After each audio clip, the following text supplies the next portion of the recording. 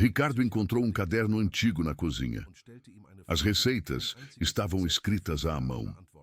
A letra era do seu pai. Receitas que ele não via há 40 anos. E a empregada doméstica estava preparando cada uma delas. Para um homem com Alzheimer que nem sequer sabia que época do ano era. Para um avô que havia esquecido que o Natal existia. Naquela noite, Ricardo descobriu algo que os melhores neurologistas do país não haviam conseguido explicar. Descobriu que existem memórias que nem mesmo o Alzheimer consegue apagar. E descobriu que, às vezes, uma simples empregada doméstica pode alcançar o que toda a medicina moderna não pôde. Essa história não deveria existir. Os médicos haviam dito que Antônio Gouveia de Mendonça nunca mais voltaria a reconhecer ninguém, que seu cérebro estava danificado demais, que a única coisa que restava era esperar o fim. Mas naquela véspera de Natal, Antônio fez algo que não fazia há 2 anos. Cantou. Se você já viu alguém com Alzheimer se perder em seus próprios pensamentos, se já sentiu a dor de um ente querido olhando para você sem te reconhecer, se já desejou um milagre, mesmo que por apenas alguns minutos, então essa história é para você. Vou contar como uma empregada doméstica que cozinhava receitas antigas, conseguiu despertar algo que todos acreditavam estar morto. Tudo começou 6 anos antes daquela véspera de Natal. Antônio Gouveia de Mendonça tinha 78 anos e era o patriarca de uma das famílias pecuaristas mais importantes do interior de Minas Gerais. Ele havia construído um império do zero, criado 3 filhos, enterrado sua esposa há 15 anos e seguido em frente com a força de um carvalho. Mas havia algo que as pessoas não sabiam sobre Antônio, algo que só sua família conhecia. Antônio cozinhava, não como passatempo, não por curiosidade. Cozinhava como um profissional. Havia aprendido com sua mãe, uma mulher que havia sido cozinheira em uma fazenda antes de se casar. E Antônio havia herdado esse dom, mas só o usava uma vez por ano, no Natal, a cada véspera de Natal, desde que Ricardo tinha memória. Seu pai se trancava na cozinha logo pela manhã. Ninguém podia entrar. Ninguém podia ajudar. Era seu ritual sagrado. E quando a ceia estava pronta, Antônio saía com um avental bordado, que havia sido de sua mãe, e servia os pratos enquanto cantava canções natalinas com aquela voz grave que preenchia toda a casa. Boi da Cara Preta era a sua favorita. Ricardo cresceu com o cheiro daqueles guisados, com o som daquela canção, com a imagem de seu pai dançando enquanto mexia as panelas. Essas eram as melhores lembranças de sua infância. Mas há 6 anos, tudo mudou. Antônio começou a esquecer coisas pequenas, onde havia deixado as chaves, o nome da fazenda vizinha, a data de aniversário dos seus netos. No início, todos pensaram que era normal. Ele tinha 78 anos. Era compreensível que esquecesse algumas coisas. Mas os esquecimentos se tornaram mais frequentes e mais graves. Um dia, Antônio se perdeu em sua própria casa. Outro dia, não reconheceu sua irmã que o havia visitado. Outro dia, perguntou por sua esposa, esquecendo que havia morrido há 15 anos. O diagnóstico chegou como um golpe. Alzheimer. Etapa moderada avançando para severa. Os médicos explicaram o que viria. A perda gradual da memória, a confusão, a incapacidade de reconhecer rostos familiares, o deterioro cognitivo progressivo. Não há cura, disse o neurologista. Só podemos tornar o processo mais lento. Mas, eventualmente, ele vai esquecer tudo, inclusive vocês. Ricardo ouviu essas palavras e sentiu que o mundo desabava.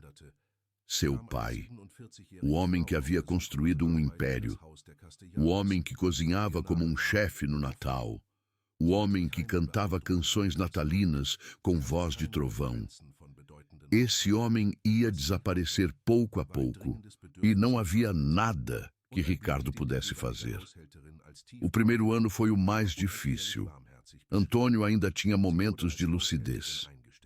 Ainda reconhecia Ricardo na maioria das vezes. Ainda conseguia manter conversas curtas. Havia dias bons e dias ruins.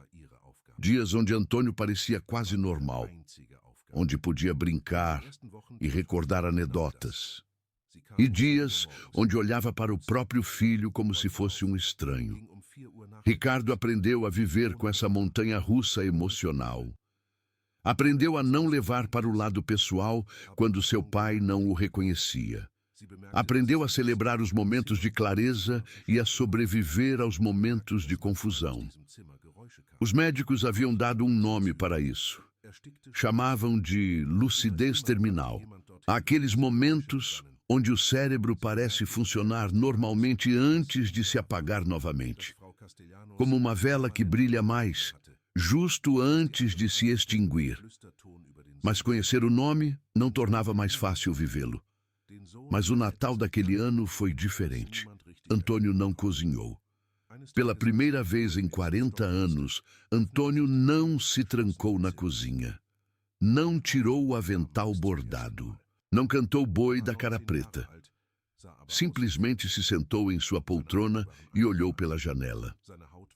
Quando Ricardo perguntou se ele ia cozinhar, Antônio o olhou confuso.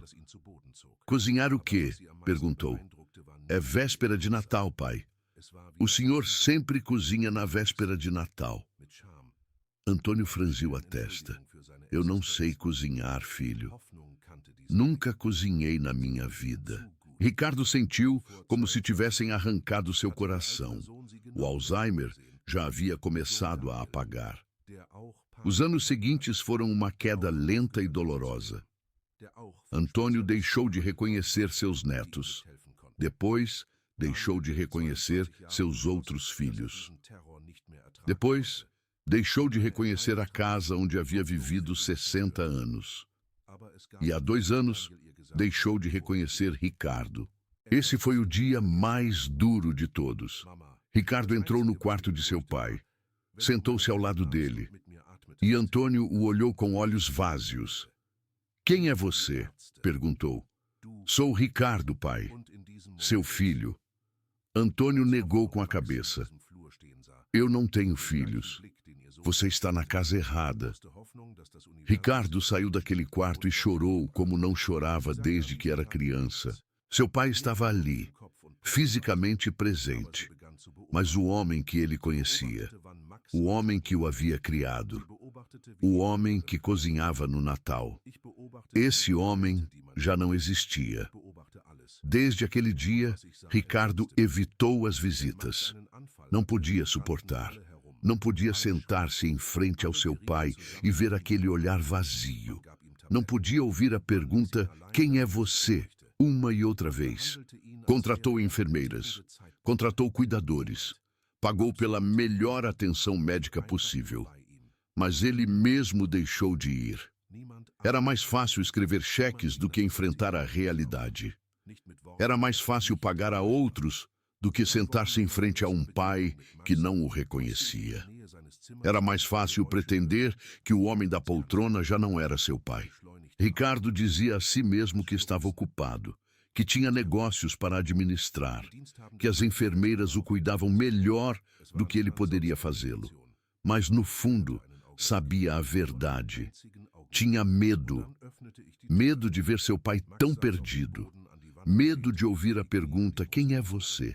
Medo de encarar o fato de que o homem que o havia criado já não existia mais. E esse medo o mantinha afastado, especialmente no Natal. O Natal havia se tornado o recordatório mais doloroso do que ele havia perdido. O aroma dos quitutes, o som das canções natalinas, a imagem de seu pai com o avental bordado. Tudo isso já não existia mais.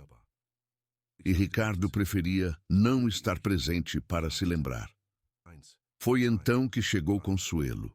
Se esta história já está tocando algo em você, se você conhece a dor do Alzheimer, se já viu alguém que ama desvanecer-se diante dos seus olhos, fique, porque o que vem depois é exatamente o que você precisa ouvir. Consuelo Martinez, a quem todos chamavam de Cello, chegou à casa de Antônio em março daquele ano. Tinha 58 anos, cabelos grisalhos presos num coque e mãos que contavam histórias de toda uma vida de trabalho. Ela não era enfermeira, não era cuidadora certificada, era empregada doméstica, mas tinha algo que nenhuma enfermeira tinha: experiência. Seu próprio pai havia morrido de Alzheimer 5 anos atrás. Cello havia sido sua cuidadora durante os últimos 3 anos de sua vida. Havia aprendido coisas que nenhum livro ensina. Havia descoberto segredos que nenhum médico menciona. E havia carregado uma dor que nunca havia conseguido superar. Seu pai havia morrido em setembro, 3 meses antes do Natal. E Cello nunca havia podido dar a ele um último Natal lúcido. Isso a perseguia.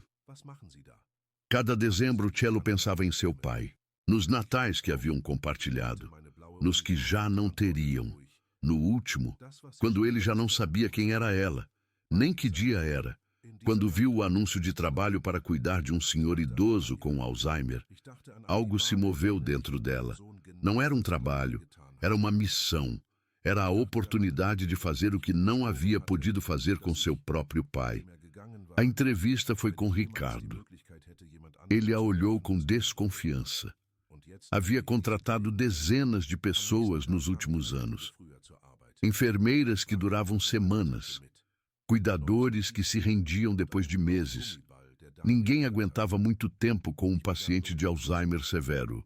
A senhora não tem certificações médicas, disse Ricardo, revisando seu currículo. Não, senhor, mas tenho experiência.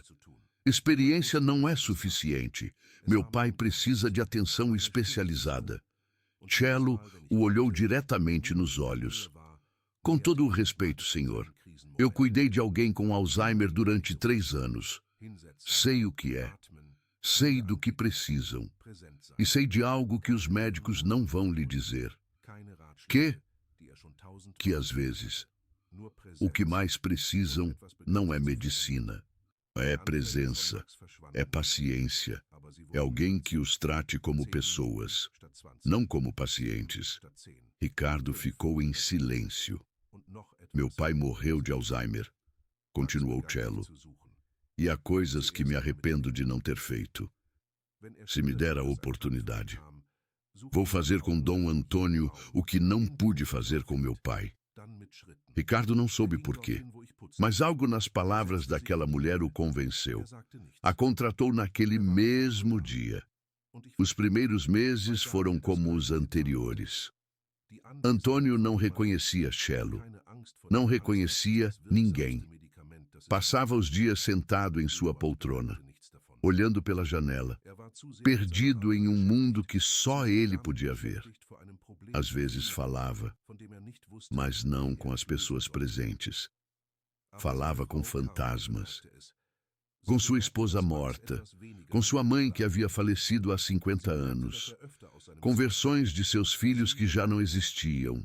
Cello aprendeu a ouvir, aprendeu a não corrigir, aprendeu a entrar no mundo de Antônio, em vez de tentar tirá-lo, e aprendeu algo mais.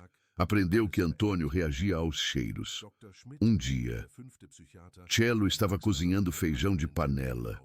Uma receita simples que sua mãe lhe havia ensinado. O cheiro encheu a casa. E Antônio levantou a cabeça. Não disse nada. Não fez nada extraordinário.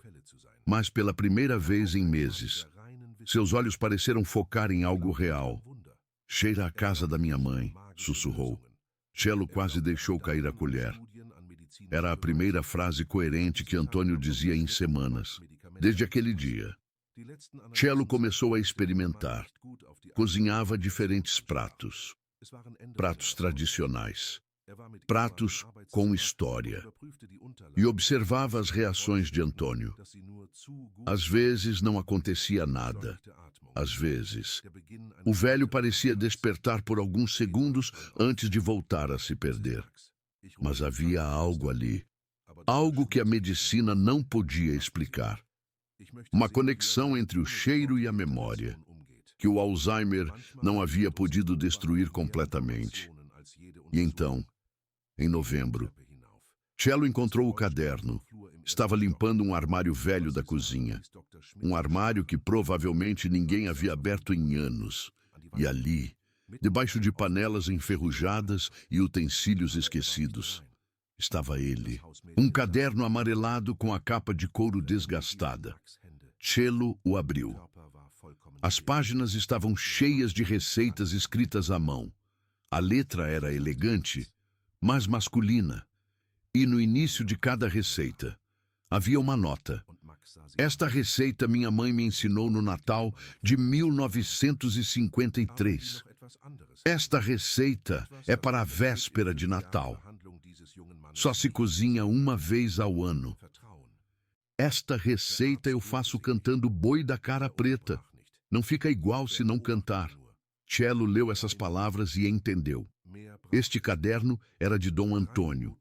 Estas eram as receitas que ele cozinhava no Natal. Estas eram as memórias que o Alzheimer havia apagado. E naquele momento, Cello tomou uma decisão. Iria cozinhar cada uma dessas receitas. Iria recriar o Natal que Dom Antônio havia esquecido. Iria tentar despertar algo que todos criam morto. E se não funcionasse, ao menos teria tentado. Ao menos teria feito o que não pôde fazer com seu próprio pai. Dar-lhe um último Natal. As semanas seguintes foram as mais intensas da vida de Cello. Cada dia, depois de terminar suas tarefas normais, estudava o caderno de receitas, lia as notas de Dom Antônio, aprendia os segredos que ele havia escrito há 40 anos. Algumas receitas eram simples, outras eram complicadas, mas todas tinham algo em comum. Todas tinham história. Cada prato vinha com uma memória, um ano específico, uma pessoa especial, um momento que Antônio havia querido preservar. A primeira receita que Cello leu foi para a pamonha. Antônio havia escrito: esta receita minha mãe me ensinou quando eu tinha 10 anos.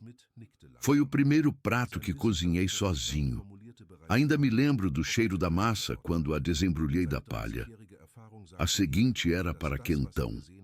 A nota dizia: este quentão minha esposa Maria fazia toda a véspera de Natal.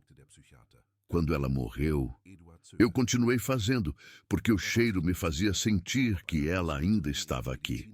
Cello teve que parar de ler por um momento. As lágrimas não a deixavam ver as palavras. Este homem havia amado profundamente. Havia cozinhado com amor. Havia documentado cada memória, porque sabia que eram importantes. E agora não se lembrava de nada disso. Essa receita eu fiz pela primeira vez quando Ricardo nasceu. Foi o primeiro Natal que eu fui pai. Helena leu essa frase e sentiu um nó na garganta. Ricardo, o filho que já não visitava, o filho que havia abandonado o pai porque a dor era grande demais. Helena não o culpava. Ela entendia essa dor. Ela havia sentido essa dor com o próprio pai. Mas também sabia que essa dor não se cura evitando, se cura enfrentando. No começo de dezembro, Helena começou a cozinhar. Não as receitas de Natal ainda, só as receitas mais simples. Testando, experimentando, vendo como Antônio reagia. A primeira vez que cozinhou o arroz doce da avó de Antônio, o velho ficou muito quieto. Estava sentado em sua poltrona, como sempre, olhando pela janela, como sempre, perdido em seu mundo, como sempre. Mas quando o cheiro do arroz doce chegou à sala, algo mudou. Antônio fechou os olhos. Não disse nada. Não se moveu. Mas havia uma expressão em seu rosto que Helena não havia visto antes. Paz. Como se o cheiro o tivesse transportado para outro lugar, para outro tempo, para uma versão de si mesmo que ainda existia em algum canto de sua mente danificada. O momento durou só alguns segundos. Depois, Antônio abriu os olhos e voltou a olhar pela janela, tão perdido quanto sempre. Mas Helena havia visto o suficiente. Havia algo ali, algo que podia alcançar, algo que o Alzheimer não havia destruído completamente. Durante as semanas seguintes, Helena foi testando diferentes receitas. Cada uma provocava uma reação diferente. Algumas vezes Antônio fechava os olhos. Outras vezes movia os lábios, como se estivesse recordando algo. Outras vezes dizia palavras soltas que não tinham sentido, mas que claramente vinham de alguma lembrança profunda. Helena tomava notas de tudo. Escrevia que receitas funcionavam melhor, que cheiros provocavam mais reação, que combinações pareciam despertar algo no velho. E, lentamente, começou a formar um plano. A véspera de Natal. Iria recriar a véspera de Natal perfeita. Iria cozinhar todas as receitas que Antônio havia escrito para aquela noite. Iria decorar a casa como ele a decorava. Iria colocar a música que ele punha. E se tudo desse certo, talvez, só talvez, Antônio se lembrasse, mesmo que fosse por um momento, mesmo que fosse por um minuto, valeria a pena. Em meados de dezembro, Helena encontrou algo mais no armário. Estava procurando as formas para os biscoitos de Natal que uma das receitas mencionava. E atrás de uma caixa velha, encontrou uma sacola de tecido. Dentro havia um avental. Não qualquer avental. Um avental bordado à mão com flores vermelhas e verdes, com as iniciais AGM no canto, com manchas velhas de molho que nunca haviam saído completamente. Helena reconheceu aquele avental. Ricardo o havia mencionado uma vez. Em uma das poucas conversas que haviam tido, havia dito que seu pai sempre usava um avental especial quando cozinhava no Natal. Um avental que havia sido de sua avó. Este era aquele avental. Helena o segurou com cuidado, como se fosse um tesouro, como se fosse uma relíquia sagrada, porque, de certo modo, era. Este avental havia testemunhado 40 anos de vésperas de Natal. Havia visto Antônio cozinhar para sua família. Havia escutado as canções natalinas. Havia sido parte das melhores memórias de uma família inteira. E agora estava ali, esquecido em um armário, como as memórias de seu dono. Helena tomou uma decisão. Antônio ia usar esse avental outra vez. Mesmo que não recordasse por quê, mesmo que não soubesse o que significava, e ia usá-lo. No dia 20 de dezembro, Helena fez algo que não fazia há meses. Ligou para Ricardo. Senhor Ricardo, disse quando ele atendeu. Preciso falar com o senhor sobre seu pai. Ricardo suspirou do outro lado da linha. Aconteceu alguma coisa? Ele está doente? Precisa de hospitalização? Não, senhor. Não aconteceu nada de ruim. É sobre o Natal. Houve um silêncio longo. Natal, repetiu Ricardo com voz tensa. Que tem a ver o Natal? Helena respirou fundo. Senhor, encontrei um caderno na cozinha. Um caderno com receitas. Acho que era do seu pai. O silêncio ficou mais longo. Onde o encontrou? Perguntou Ricardo finalmente. Em um armário velho. Estava escondido atrás de umas panelas. As receitas estão escritas à mão e há notas. Notas sobre o Natal, sobre a família, sobre o Senhor. Ricardo não disse nada. Senhor, continuou Helena, tenho cozinhado algumas dessas receitas para seu Antônio. E ele reage. Não fala, não reconhece, mas reage. Os cheiros fazem algo com ele. O que está dizendo? Perguntou Ricardo. Estou dizendo que quero preparar a ceia de véspera de Natal completa. Todas as receitas do caderno. Tudo exatamente como seu pai fazia. E quero que o senhor venha. A resposta foi imediata. Não. Helena havia esperado essa resposta. Senhor, com todo o respeito. Não. Repetiu Ricardo com voz mais firme. Não vou passar a véspera de Natal vendo meu pai me olhar sem me reconhecer. Não vou sentar naquela mesa e pretender que está tudo bem quando o homem que eu conheci já não existe. Não consigo fazer isso. Helena esperou um momento antes de responder. Eu também não consegui fazer isso com meu pai, disse finalmente. Evitei as últimas vésperas de Natal. Deixei que outros cuidassem dele enquanto eu ficava em casa chorando. E quando ele morreu, a única coisa que me restou foi o arrependimento. Ricardo não disse nada. Senhor Ricardo, seu pai ainda está vivo, ainda respira. Ainda tem momentos onde algo dentro dele desperta. Talvez não o reconheça. Talvez não saiba seu nome. Mas há algo aí. Algo que ainda não se foi completamente. Não vai funcionar, disse Ricardo com voz quebrada. Os médicos disseram que já não há nada. Os médicos não sabem tudo. Os médicos não viram como seu pai fecha os olhos quando sente o cheiro do arroz doce da avó dele. Não viram como ele move os lábios quando cozinha as receitas do caderno. Não viram as lágrimas que correm pelas suas bochechas quando algo dentro dele recorda. Mesmo que a mente não consiga, houve um silêncio muito longo do outro lado da linha. Helena pensou que Ricardo havia desligado, mas então ouviu algo. Um soluço. Ricardo estava chorando. Não posso vê-lo assim, disse com voz rota. Não posso ver meu pai como um estranho. Não posso sentar na frente dele e saber que sou ninguém para ele. Helena fechou os olhos. Senhor Ricardo, disse com suavidade, o senhor não é ninguém para ele. O senhor é o filho dele.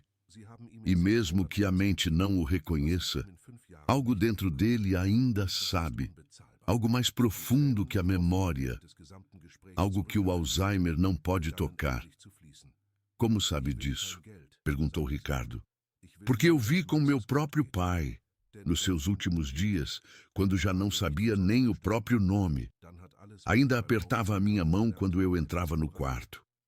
Ainda sorria quando escutava a minha voz.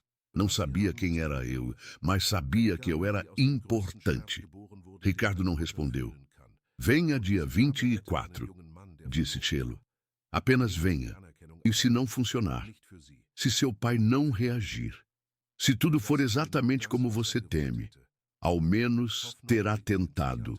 Ao menos não terá aquele arrependimento que eu carrego todos os dias. Houve outro silêncio longo. Logo, Ricardo disse uma única palavra. Está bem. E desligou. Cielo ficou com o telefone na mão, sentindo que algo importante acabava de acontecer. Agora só faltava que o plano funcionasse. Os dias seguintes foram um turbilhão de preparação. Cielo cozinhou de tudo. Provou cada receita. Ajustou os sabores. Memorizou os passos. E ensaiou as canções natalinas. Porque o caderno não só tinha receitas, também tinha canções. Antônio havia escrito as letras das canções natalinas que cantava enquanto cozinhava. Havia anotado quais eram seus favoritos. Havia marcado com uma estrela um em particular. Boi da cara preta. Cello procurou essa canção, escutou uma e outra vez, aprendeu a letra, aprendeu a melodia, praticou até que pôde cantá-la sem pensar, porque se os odores despertavam algo em Antônio, talvez a música pudesse despertar algo mais. Talvez a combinação de tudo, os odores, os sabores, a música, a decoração, pudesse criar um momento de lucidez, um momento de reconhecimento, um momento de Natal. No dia 23 de dezembro, Ricardo ligou. Vai funcionar? Perguntou sem preâmbulos. Cello foi honesta. Não sei, senhor. O único que sei é que vale a pena tentar. Ricardo guardou silêncio por um momento. Vou chegar amanhã às 7, disse finalmente. Quero estar aí quando começar a cozinhar. Cello sorriu. Aqui o espero, senhor. E desligou, sentindo que o peso de tudo o que havia planejado finalmente se tornava real. Amanhã seria véspera de Natal. Amanhã saberia se tudo isso havia valido a pena. Se esta história está fazendo você sentir algo, se está pensando em alguém que conhece, se está recordando suas próprias vésperas de Natal perdidas, fique. Porque o que vem depois vai mudar a forma em que você vê o Alzheimer para sempre. No dia 24 de dezembro, véspera de Natal, Ricardo chegou às 7 da manhã. Não havia dormido. Se notava nos olhos vermelhos, nas olheiras profundas, na tensão de seus ombros. Havia passado a noite pensando, recordando, temendo. Quando entrou na casa de seu pai, se deteve na porta. Não havia estado ali desde fazia quase um ano. Desde a última vez que Antônio o havia mirado e perguntado: quem é você? A casa cheirava diferente. Cheirava a especiarias, a canela, a algo que Ricardo não podia identificar, mas que lhe parecia terrivelmente familiar. Cheirava a sua infância. Cello estava esperando na cozinha. Já tinha o avental posto. Já tinha os ingredientes preparados. Já estava pronta para começar. Bom dia, senhor Ricardo, disse com um sorriso tranquilo. Chegou justo a tempo. Ricardo mirou ao redor. Tudo estava exatamente como o recordava. Os mesmos móveis, as mesmas fotos nas paredes, a mesma mesa de madeira onde havia jantado cada véspera de Natal de sua infância. E no sofá da sala, mirando pela janela como sempre, estava seu pai. Ricardo sentiu que o coração se detinha. E levava quase um ano sem vê-lo. E ainda que soubesse que havia piorado, ainda que soubesse que os médicos haviam dito que estava na etapa final, vê-lo assim foi como receber um golpe no peito. Antônio se via velho, frágil, perdido. O homem que havia construído um império na fazenda. O homem que havia dominado cada habitação em que entrava. O homem que havia sido o pilar de toda uma família. Agora era só uma sombra sentada em um sofá. Ricardo teve que se conter para não chorar. Cello se aproximou dele. Está igual que sempre, disse em voz baixa. Não tem piorado. Só que tampouco tem melhorado. Ricardo assentiu sem poder falar. Venha, disse Cello tomando-o pelo braço. Temos muito que fazer. O guiou à cozinha. Sobre a mesa estava o caderno de receitas. Ricardo o reconheceu de imediato. Essa era a letra de seu pai. Esses eram os desenhos que fazia quando explicava um prato. Essas eram as notas que havia escrito há décadas. Ricardo tomou o caderno com mãos tremulantes. Abriu a primeira página. E aí, em letras grandes e claras, dizia: receitas para meus filhos, para que quando eu já não esteja, possam cozinhar o Natal que lhes dei. Ricardo fechou o caderno. Não podia seguir lendo. Cello lhe deu um momento. Logo disse: "Vamos começar. Você vai me ajudar." Ricardo a mirou confuso. "Eu não sei cozinhar." Cello sorriu. "Não importa. O que importa é que esteja aqui, que seja parte disto, que seu pai o veja ainda que não o reconheça." Ricardo assentiu lentamente, e assim começou o dia mais longo de sua vida. Cello cozinhava e Ricardo a ajudava. Pelava batatas, cortava verduras, revolvia panelas, não sabia o que estava fazendo. Mas isso não importava. O que importava era que com cada prato que preparavam, os odores iam enchendo a casa. E com cada odor que enchia a casa, algo mudava em Antônio. A princípio foram mudanças pequenas. Um movimento de cabeça, um piscar mais lento, uma respiração mais profunda. Mas conforme passavam as horas, conforme a cozinha se enchia dos aromas de 40 anos de vésperas de Natal, as mudanças se fizeram mais notórias. Antônio deixou de mirar pela janela. Começou a mirar para a cozinha. Não se levantou, não falou, mas seus olhos, que haviam estado vazios durante anos, agora pareciam buscar algo, algo que reconheciam, algo que recordavam. Às 5 da tarde, Cello fez algo que não havia planejado.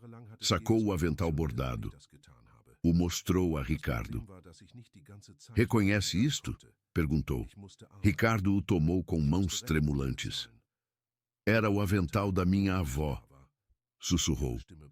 "Meu pai o usava cada Natal. Dizia que lhe dava boa sorte." Cello assentiu. "Quero pô-lo em Dom Antônio." Ricardo a mirou surpreendido. "Acha que vai reagir?" "Não sei, mas quero tentar." Ricardo guardou silêncio por um momento. Logo assentiu. "Faça-o." Cello caminhou para a sala. Antônio seguia no sofá. Seguia mirando para a cozinha. Seguia perdido nesse lugar entre a recordação e o esquecimento. "Dom Antônio", disse Cello, aproximando-se. "Lhe trouxe algo especial." Antônio não respondeu, não a mirou, mas tampouco se afastou. Cello se ajoelhou frente a ele. "Este avental era de sua mãe", disse com voz suave. "Você o usava a cada Natal, quando cozinhava para sua família." Antônio piscou. "Vou pô-lo. Está bem?" Não houve resposta. Cello abriu o avental e o colocou suavemente sobre os ombros de Antônio. Atou as fitas atrás de sua espalda. Ajustou as flores bordadas para que ficassem visíveis. E quando terminou, algo incrível aconteceu.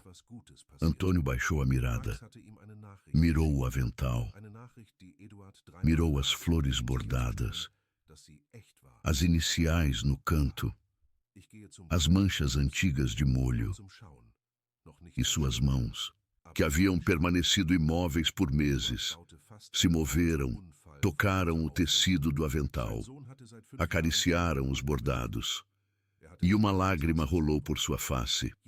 Cello ficou sem ar. Ricardo, que observava da porta da cozinha, sentiu as pernas falharem. Seu pai estava chorando. Seu pai estava tocando o avental. Seu pai estava recordando.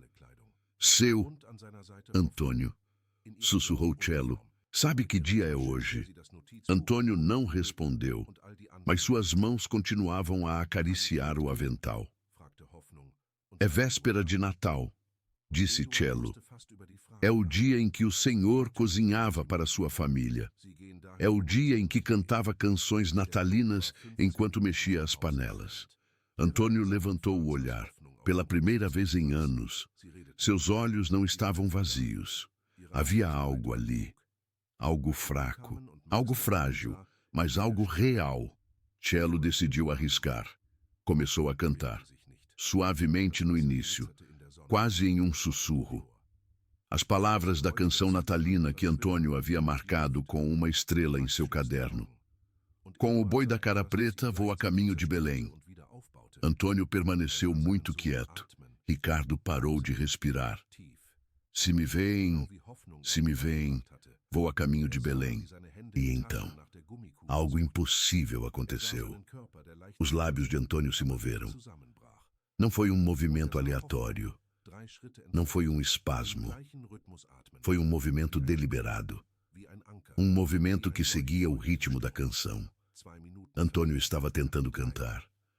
Cello continuou cantando, agora com lágrimas nos olhos. Se me veem, vou a caminho de Belém. E Antônio, com uma voz rouca que não usava em meses, completou a frase. O luzeirinho matutino ilumina meu sendeiro. Ricardo desabou contra a parede. Seu pai estava cantando. Seu pai, que não havia dito uma palavra coerente em 2 anos. Estava cantando a canção natalina que cantava toda a véspera de Natal de sua infância. Cello continuou. Não podia parar. Não ia parar. Com o boi da cara preta, vou a caminho de Belém. E Antônio cantou com ela. Toda a estrofe, cada palavra, cada nota, como se nunca tivesse esquecido. Como se o Alzheimer não existisse. Como se os últimos 6 anos tivessem sido apenas um mau sonho. Quando a canção terminou, houve um silêncio. Antônio olhava para Cello, mas já não com aquele olhar vazio de sempre. Olhava-a com curiosidade. Quem é você? Perguntou. Mas não foi a pergunta vazia de sempre. Não foi o quem é você, de alguém que não reconhece nada. Foi a pergunta de alguém que está despertando, de alguém que está tentando entender onde está. Meu nome é Consuelo, disse Cello com voz trêmula. Mas pode me chamar de Cello. Antônio assentiu lentamente. Depois, olhou o avental que vestia. Este avental era da minha mãe, disse. Cello assentiu. Sim, seu, Antônio, era de sua mãe. Ela o bordou para mim. Quando eu era jovem, quando ainda vivíamos na fazenda velha, Ricardo não podia acreditar no que estava escutando. Seu pai estava falando, estava recordando, estava aqui. Antônio levantou o olhar e viu a cozinha. O que está cozinhando? Perguntou. Cello sorriu. As receitas do seu caderno. Seu, Antônio. As receitas da véspera de Natal. Antônio franziu o senho. Véspera de Natal. Repetiu como se a palavra lhe custasse trabalho. Sim, hoje é 24 de dezembro. É véspera de Natal. Antônio processou essa informação lentamente. E então, seus olhos se moveram para a porta da cozinha. Para onde estava Ricardo? Os 2 homens se olharam. Ricardo sentiu que o mundo deixava de girar. E seu pai? O homem que não o havia reconhecido em 2 anos. O homem que lhe havia perguntado, quem é você, centenas de vezes. Esse homem o olhou diretamente nos olhos e disse uma palavra. Uma só palavra que Ricardo havia deixado de esperar escutar. Ricardo, disse seu nome. Seu pai disse seu nome. Ricardo cruzou a sala em 2 passos. Ajoelhou-se frente ao seu pai. As lágrimas caíam por seu rosto sem controle. Pai, soluçou. Pai, sou eu. Sou Ricardo. Antônio levantou uma mão trêmula. Pôs na face de seu filho. Ricardo, repetiu. Meu filho. Meu primeiro filho. Nasceu em um domingo de julho. Chorava tanto que os vizinhos se queixaram. Ricardo não podia falar, não podia respirar, só podia chorar. Seu pai o estava recordando, depois de 2 anos de esquecimento. Seu pai o estava recordando. Que faz aqui? Perguntou Antônio com voz confusa. Não te vejo há muito tempo. Ricardo engoliu saliva. Vim passar a véspera de Natal contigo, pai, como antes, como quando era menino. Antônio sorriu. Um sorriso que Ricardo não havia visto em anos. Um sorriso que acreditava que nunca voltaria a ver. Véspera de Natal, disse Antônio. Então temos que cozinhar. Eu sempre cozinho na véspera de Natal. Olhou para a cozinha. Cheira bem. Cheira como quando eu cozinhava. Cello se aproximou. Seu Antônio, eu cozinhei hoje. Usei as receitas do seu caderno. Espero que não se incomode. Antônio a olhou. O caderno da minha mãe. Perguntou. Seu caderno. Seu Antônio. O que o senhor escreveu há 40 anos? Antônio pareceu confuso por um momento. Logo assentiu lentamente. 40 anos. Repetiu. Há quanto tempo? Sim. Seu Antônio. Nem há quanto tempo? Antônio olhou para Ricardo. E você não veio me ver, disse com algo de reprovação na voz. Ricardo baixou o olhar. Desculpa, pai. Me desculpa muito. Antônio tomou a mão de seu filho. Está bem, disse. Você está aqui agora. Isso é o que importa. Ricardo apertou a mão de seu pai.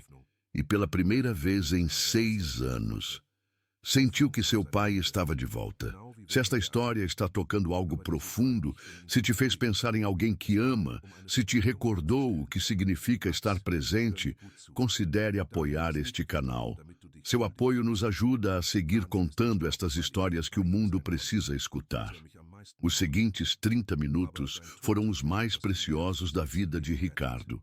Antônio não se recuperou completamente. Seguia confuso. Seguia misturando anos e pessoas. Às vezes falava de sua esposa como se estivesse viva. Às vezes pensava que Ricardo ainda era um menino. Mas estava ali. Estava presente. Estava recordando. Sentaram-se a jantar juntos. Cello havia preparado tudo exatamente como indicava o caderno. O peru com especiarias. O bacalhau à moda portuguesa. Os bolinhos de bacalhau.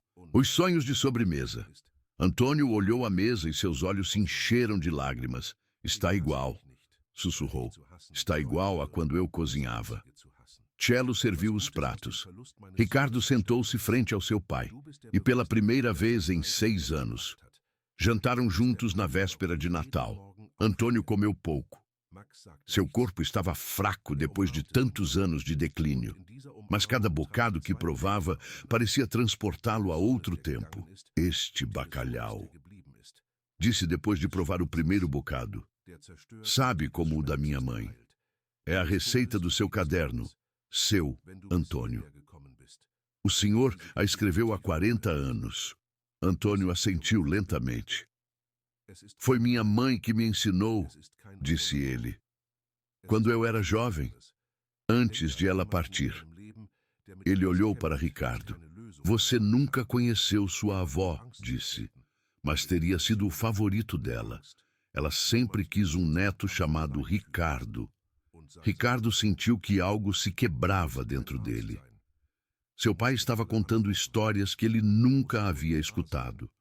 Histórias que o Alzheimer havia enterrado durante anos. Histórias que estavam vindo à tona agora. Neste momento de lucidez inesperada. Me conte mais, pai, disse Ricardo com a voz tremendo. Me conte tudo o que você se lembrar. E Antônio contou.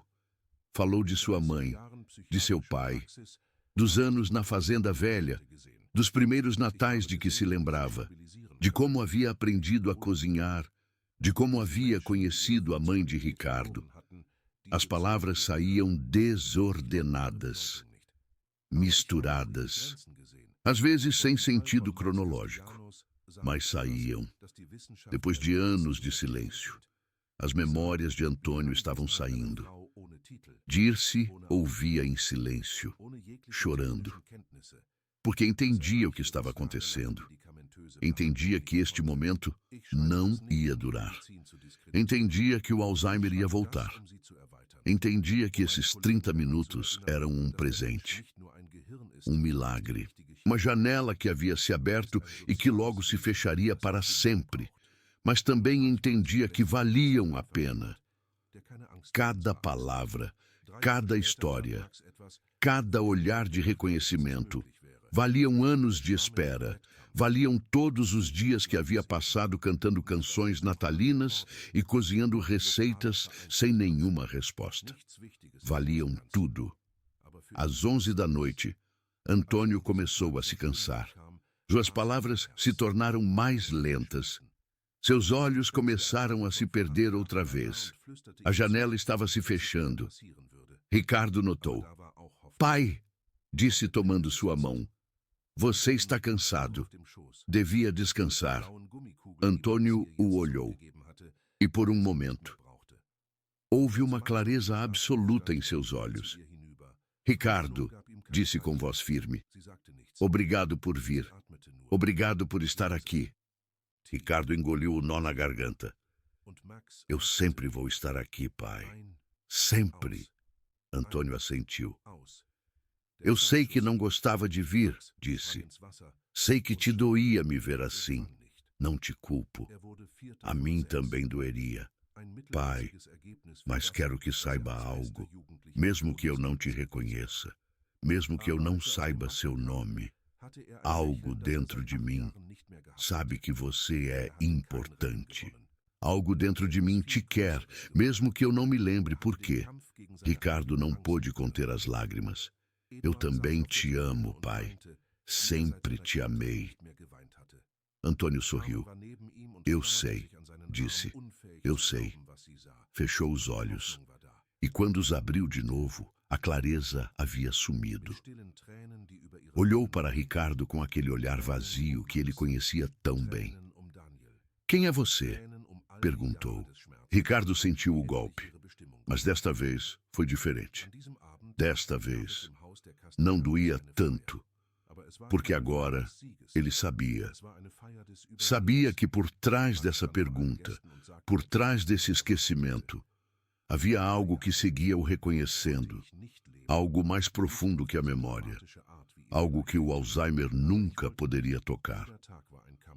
"Sou alguém que te ama, seu Antônio", disse Ricardo, "e vou estar aqui amanhã, e depois de amanhã, e todos os dias que me restam." Antônio piscou confuso, mas assentiu. Como se algo dentro dele entendesse. Dirce o ajudou a ir para a cama. Cobriu-o como havia coberto seu próprio pai anos atrás. E quando Antônio adormeceu, Dirce se sentou na cadeira junto à cama e chorou.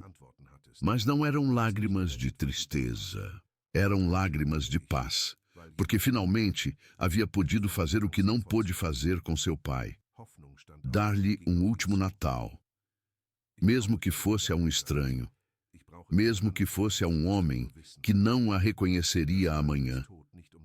Havia podido fazê-lo. E isso era suficiente. Ricardo ficou acordado a noite toda, sentado na sala, olhando o caderno de receitas, lendo as notas que seu pai havia escrito há 40 anos. Encontrou coisas que nunca havia sabido. Encontrou histórias de sua infância que seu pai havia documentado. Encontrou receitas marcadas com nomes. Esta é a favorita de Ricardo. Esta é para quando Mariana se casar. Esta é para o primeiro neto. Seu pai havia escrito esse caderno pensando no futuro, pensando nos filhos que teria, nos netos que conheceria, nos natais que compartilharia.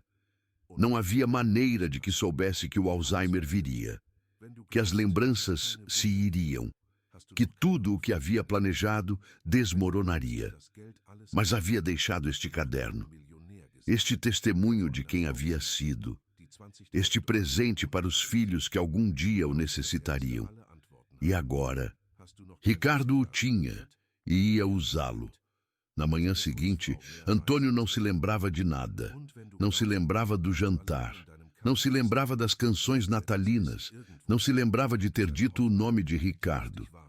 Estava sentado em sua poltrona, olhando pela janela, perdido em seu mundo.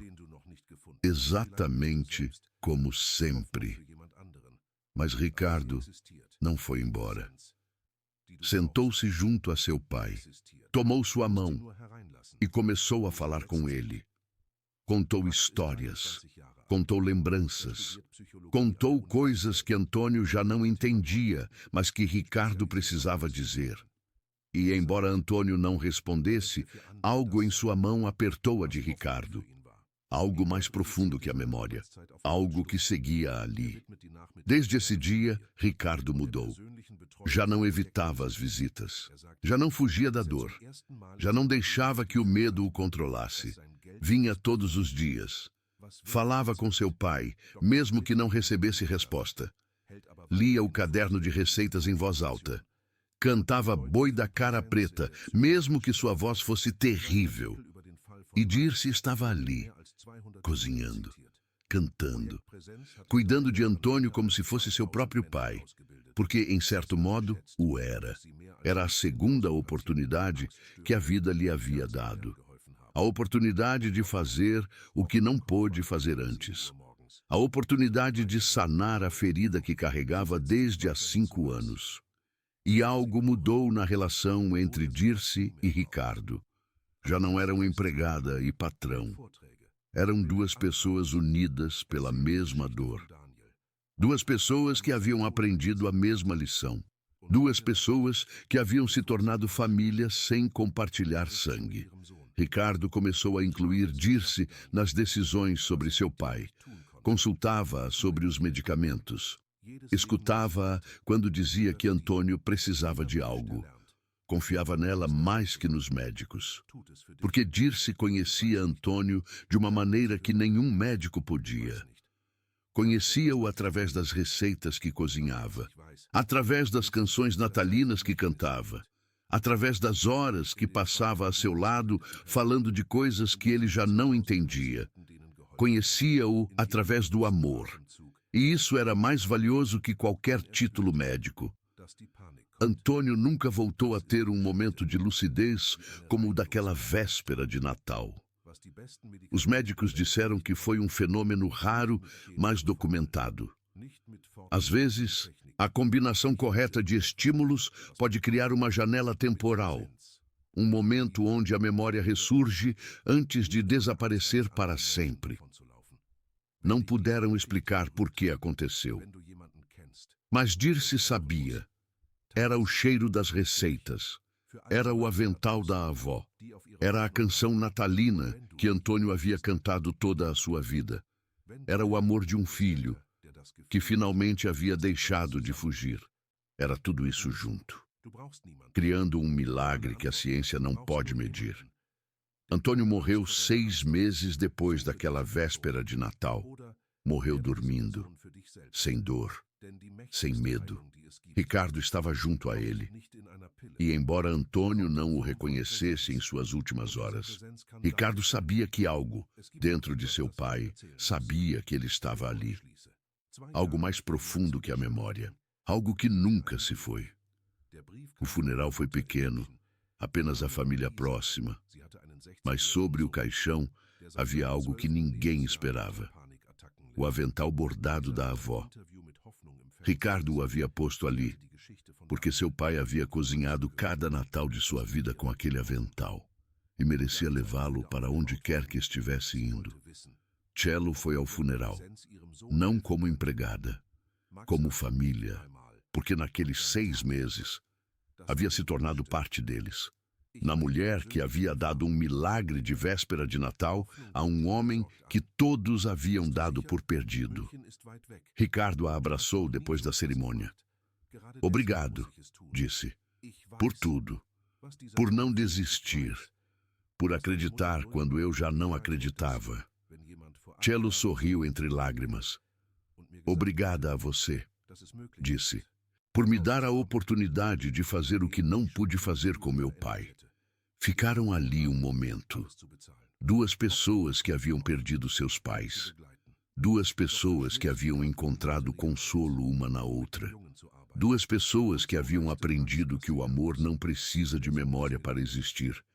Hoje, enquanto você ouve esta história, Ricardo tem 53 anos. Continua sendo um empresário de sucesso. Continua administrando o império de gado que seu pai construiu. Continua sendo um homem prático em quase tudo. Mas todo Natal, ele cozinha, usa o caderno de receitas de seu pai, prepara cada prato exatamente como está escrito. Canta Boi da Cara Preta enquanto mexe as panelas. E seus filhos o veem. Aprendem as receitas. Aprendem as canções natalinas. Aprendem que há algo mais importante que os presentes debaixo da árvore. Aprendem que o Natal é família, é tradição, é amor que se passa de geração em geração. Os filhos de Ricardo nunca conheceram seu avô, Antônio Lúcido. Só o conheceram como o velhinho da cadeira que olhava pela janela. Mas conhecem suas receitas, conhecem suas canções natalinas, conhecem sua história através do caderno que ele deixou. E todo Natal, quando Ricardo cozinha com eles, lhes conta sobre o avô que era, sobre o homem que construiu um império, sobre o pai que cozinhava com um avental bordado e cantava Boi da Cara Preta com voz de trovão. Lhes conta sobre a véspera de Natal do milagre, sobre os 30 minutos que mudaram tudo, sobre a empregada doméstica que nunca se rendeu. E embora seus filhos nunca tenham experimentado essa magia diretamente, a sentem através das histórias, através dos odores, através da tradição que seu pai mantém viva, porque essa é a verdadeira herança de Antônio. Não o dinheiro, não as fazendas, não o império de gado.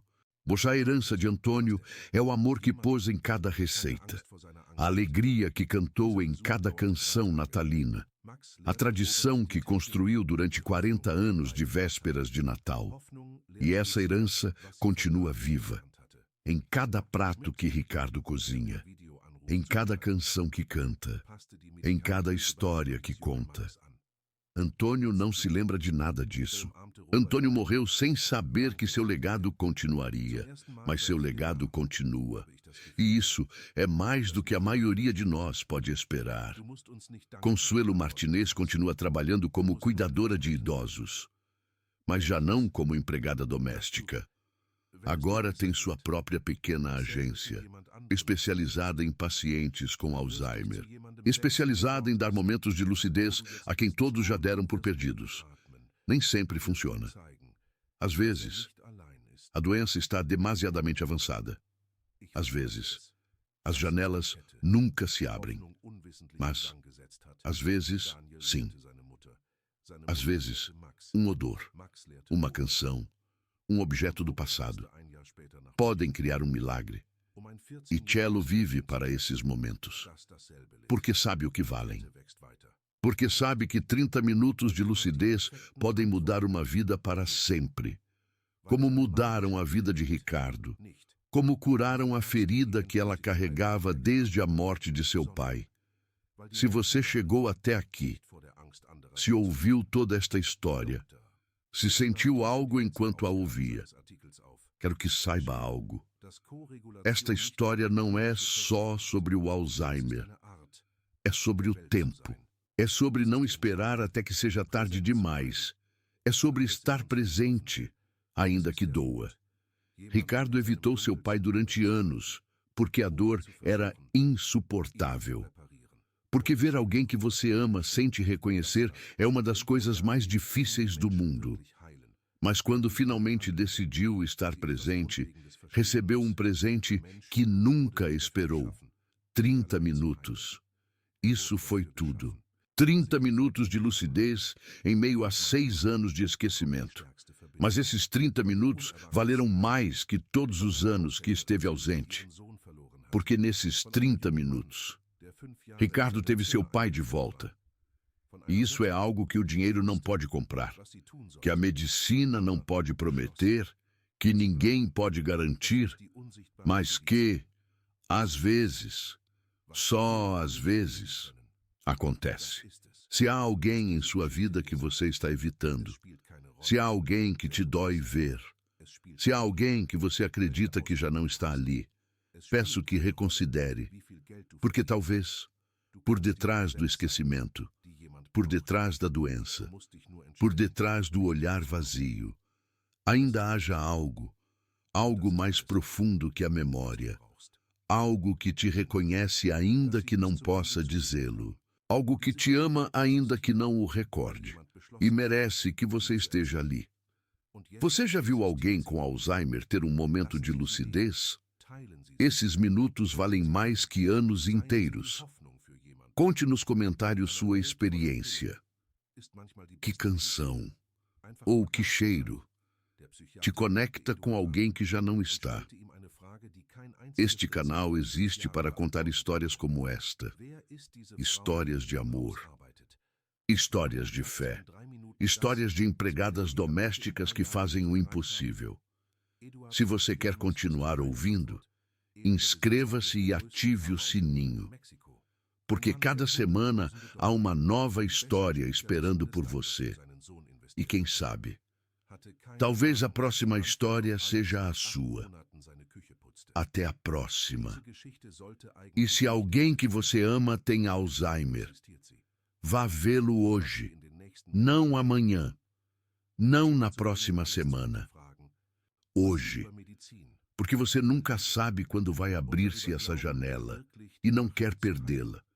Por quê? Como aprendeu Ricardo naquela véspera de Natal, o tempo com as pessoas que amamos é o único recurso que não se pode recuperar.